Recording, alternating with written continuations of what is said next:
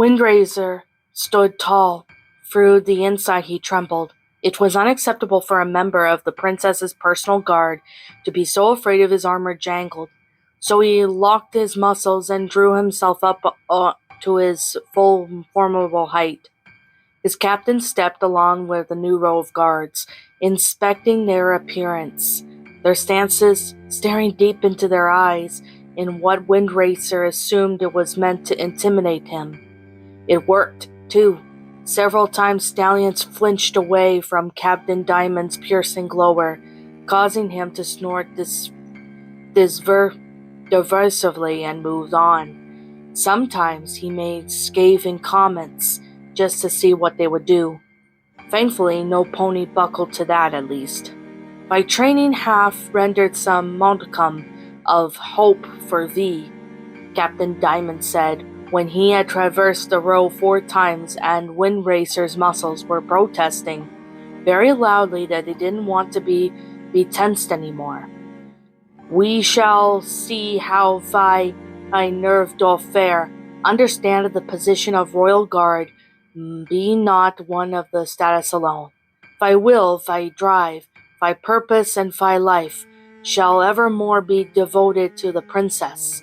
Though art castle guards in thy standing as such, hast you proven thy worth to be considered worthy of serving thy princesses directly.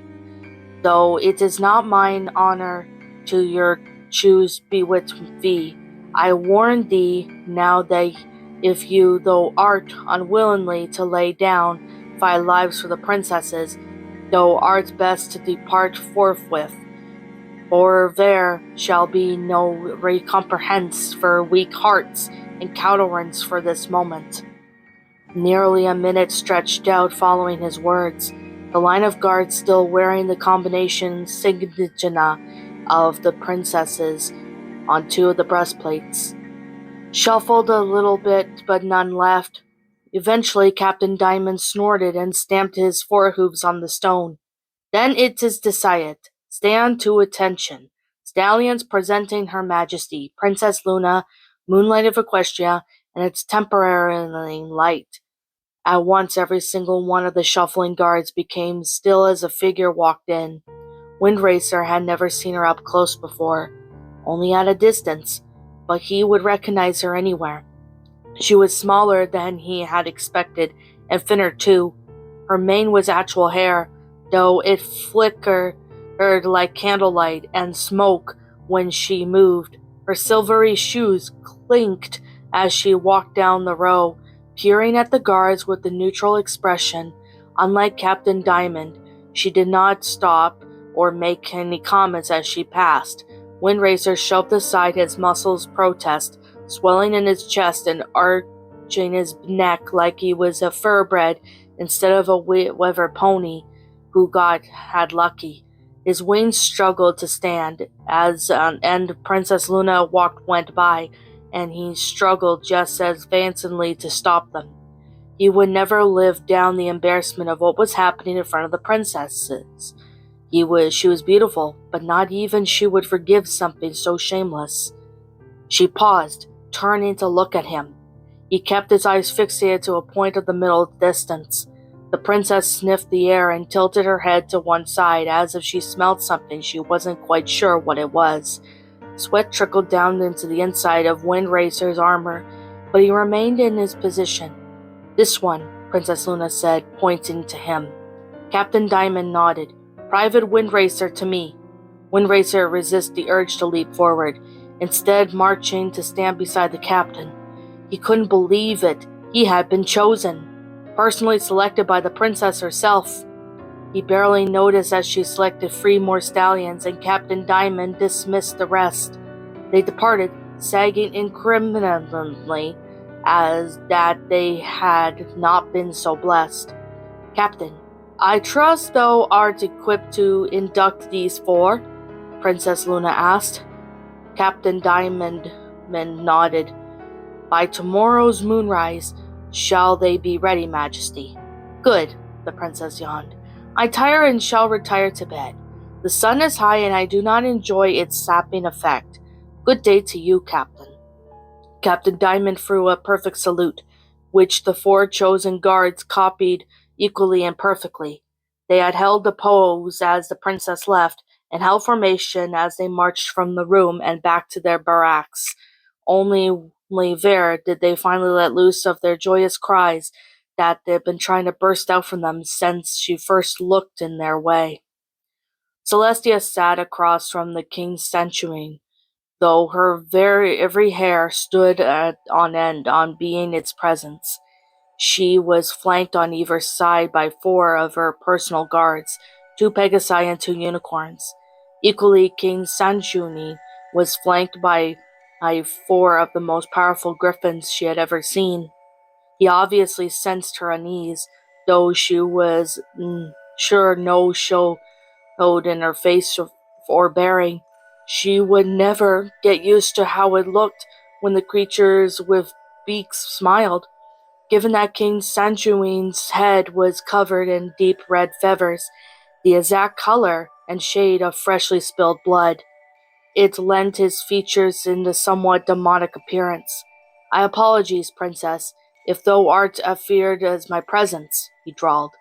"Fear is not among the motions in my breast, good sir," Celestia replied. Her eyes flicked to once at the door. Where was Luna? They were to be greeted by the Griffoni and partied together. King Sanjuine's eagle-sharp eyes noticed the movement of her eyes and interpreted it correctly. "Pray tell wherefore hath of the beauteous Princess Luna forsaken our company? I was given to understand that I should converse with both sisters at this congress." "She shall attend us shortly," Celestia said, to sound more confident than she felt. "She is wont to distraction, as many young mares." "Ah, yes," King Sanjuine nodded. "Mayhap her eye is caught by a well-turned claw, or shall I say hoof?" He laughed uproariously, as though he had just made the best joke in history of the world. His guards laughed too, though unnervingly they did not blink once, and kept their gazes fixed on Celestia throughout. "Princess Celestia," King Sanjuine said abruptly, snapping from jollity to severity in a heartbeat, "perhaps the import of this meeting hath not been made clear to thee and thy sister. My subjects art mine concern, as art thine to thee. Life in Griffonia is hard, princess, and I cannot always halt those who are desperate from invading boarding lands in search for food to give to their families. Griffonia's southern border ended at the Mystic Mountains, on the other side of which Equestrias begin. Celestia understood completely what he was saying.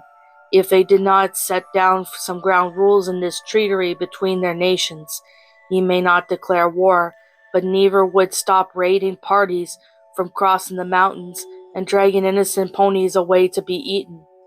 "Equestria is not as preposterous as one might assume, good sir," she replied easily. "My citizens also understand the necessity of feeding their families. I am sure that we may come to an agreement that doth suit both in our needs and nary of thought to the crossing of borders."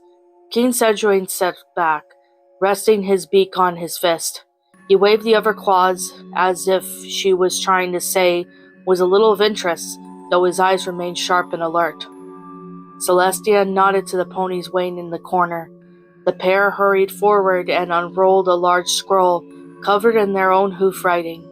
She had worked long and hard on it, spending her restless nights working out finer details, while Luna went out on her endless, fruitless search for the elements of harmony.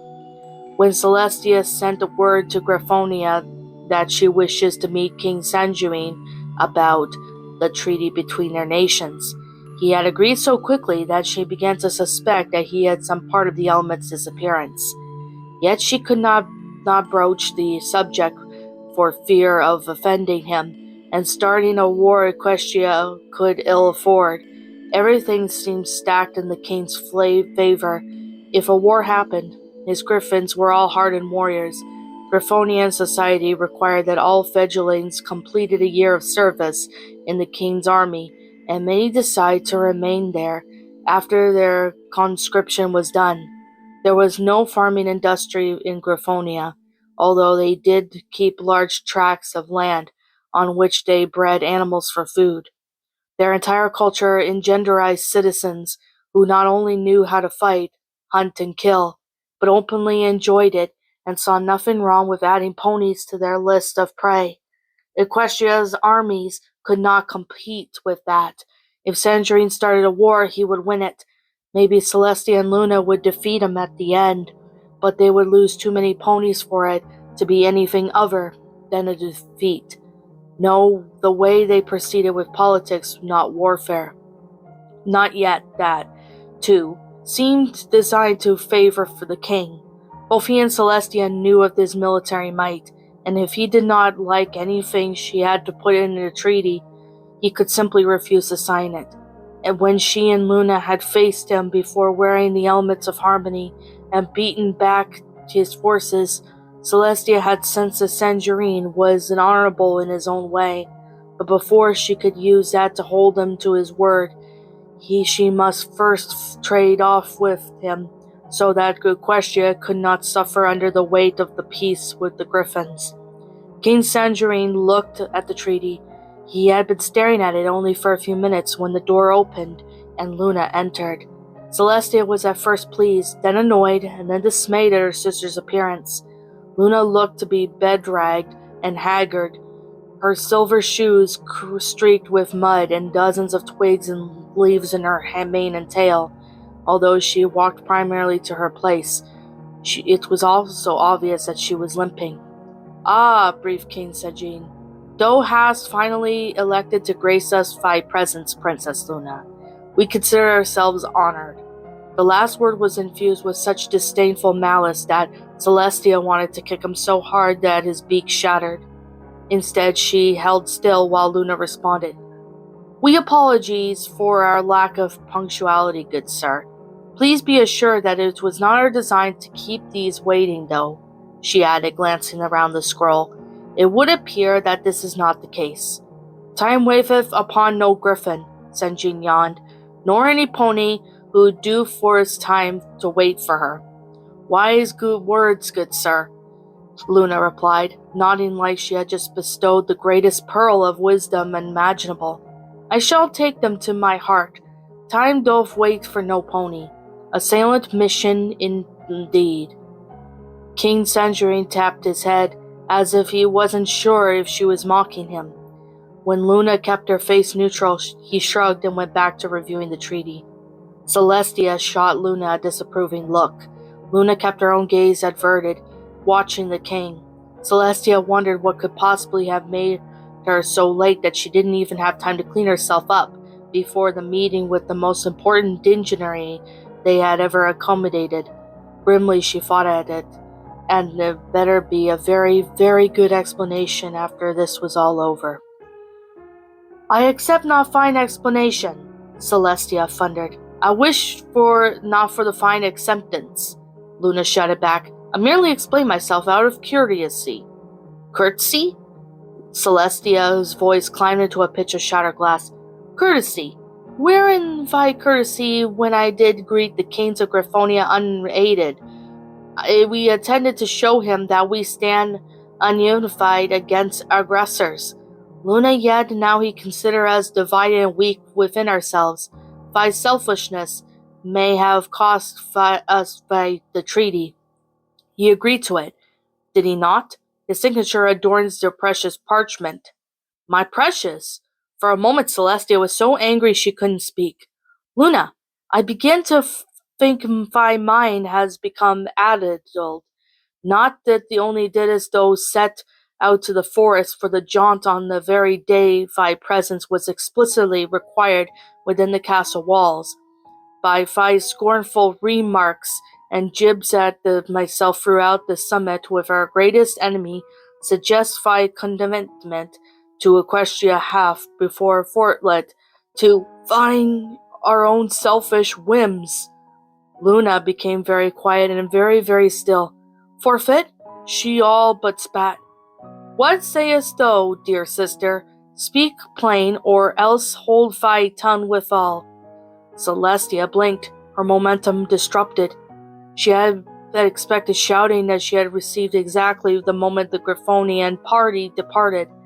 They had been entrusted to return to their own land, without the armed guards that they had met them when they first crossed into Equestria. Celestia prayed the act of faith was not misplaced, and she would not wake the following day to tales of some rural village that had been emptied by the raiders during the night. "Seek plain," Luna shrieked. "Those thou desire me to say I forfeit my right as ruler. Those do desire me to abandon the throne that is mine by right and claim, the throne that I claimed when we descended into this land and made it our protectorate, abandon it to thee. Those who wish to rule alone now Equestria to be established by a viable country, dear sister?" Nay, Celestia stammered. "Thy words be addled as thy priorities, Luna. Whereupon speaketh of thy abdication? Thy meaning be clear, Celestia. Thy deportment, and now thy words suggested thine own designs upon the two thrones of Equestria, most especially that they become one beneath thine own rump." "Thou speakest false," Celestia protested. "I only work for good of all, including my thyself." "Thou speakest false, Celestia," Luna replied. "Honeyed words do not disguise thy true intent, nor a proud neck of thy true thoughts. Well, let it be known, dear sister of mine, that I shall not relinquish my throne, Equestria to be much mine and fine, though as many of its ponies think of thee when they think of crowns and princesses." She snarled the last word so savagely that Celestia was taken aback. "I cannot be held accountable for the thoughts of our subjects, Luna. Perhaps not, but thy actions and pretty speeches at thy court do a little to engender the thoughts of mine as much as thee. Though as thou ever mentioned me when disturbing thy sage advice, when solving the small riddles of the small lives of the small ponies, though as thou ever think to consult with me, or render them to the moon court for their guidance instead, I say nay, Celestia. I am far from thy thoughts, just as I now far from free." Without bidding goodbye, Luna ran to the window and leapt out. It was a narrow window that was said much for how much weight that she had lost since fitting it through. It though a few midnight blue feathers floating into the floor in her wake. Celestia's horn ignited with magic as she brought the feathers to her. Closing her eyes, she wondered when the ensurer of Luna's dreadful behavior with King Sanjunin has turned into an airing of her own misconduct as a princess. Maybe Luna was right. Maybe she had been taking over proceedings too much. Sadly, she hadn't even noticed, though Luna apparently had. Were these things she had thought of each night when she set out to look for the elements of harmony? Did she nurse her bitterness with every wind beat and each mile traveled? "Luna," she murmured, but only the damaged feathers heard her. What's up, my pretties? It's the Lion Queen here. I want to appreciate you all for tuning into this video, and I do appreciate you guys supporting my video by giving this video likes and stuff. If you really enjoyed this video, be sure to leave a like, comment and subscribe if you're new, ring the bell for notifications to when I upload so that way you guys will get updated for whenever I upload. If you want to follow me on Twitter or DeviantArt, feel free to leave a follow on those if you are interested in following me on those socials. If you want to support my backup channel, known as Miss Dark Shigo, feel free to subscribe to it, as a link to that will also be in the About page section. And with that being said, and that being the case, thank you so much for watching, my pretties, and as always, please stay pretty.